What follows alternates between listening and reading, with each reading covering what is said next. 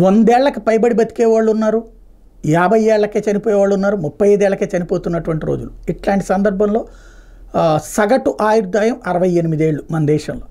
ఇప్పుడు ఆయుర్దాయపు దశ పెరుగుతోంది ప్రపంచవ్యాప్తంగా కూడా. పెరిగిన వైద్య వసతుల కారణంగా బ్రతికే వయసు పెరుగుతోంది, సగటు పెరుగుతోంది. కానీ రోగాలు రొప్పులతోనే బ్రతికేటటువంటి పరిస్థితి మన ఆహారపు అలవాట్లు కావచ్చు వీటి వల్ల సాగుతోంది. మానవాళికి శుభవార్త. ప్రపంచవ్యాప్తంగా మనుషుల సగటు జీవితకాలం పెరుగుతున్నట్టు అంతర్జాతీయ అధ్యయనం ఒకటి వెల్లడించింది. 2022 నుంచి 2050 మధ్య పురుషుల్లో 4.9 సంవత్సరాలు, మహిళల్లో 4.3 సంవత్సరాలు పెరుగుతుందని తేల్చింది.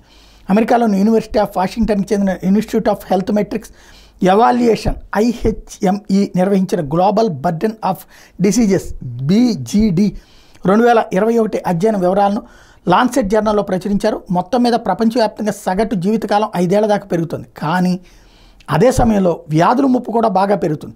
గుండె సంబంధిత వ్యాధులు, క్యాన్సరు, డయాబెటీస్ వంటివి ఎక్కువ ప్రభావం చూపబోతున్నాయి. ముఖ్యంగా స్థూలకాయం, అధిక రక్తపోటు వంటివి బాగా వేధిస్తాయని అధ్యయనం హెచ్చరిస్తుంది. ఆరోగ్యకరమైన జీవనశైలిని అలవర్చుకోవడం ద్వారా ఈ ముప్పుని వీలైనంత తగ్గించుకోవచ్చు అంటూ అధ్యయనం సూచించింది.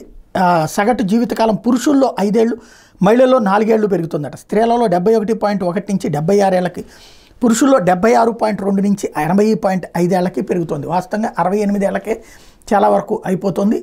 ఇక్కడ ఏంటంటే 100 ఏళ్ళు బతికిన వాళ్ళని మిగతా వాళ్ళని కలిపి లెక్కేయడం వల్ల ఈ సగటు చెప్తున్నారు.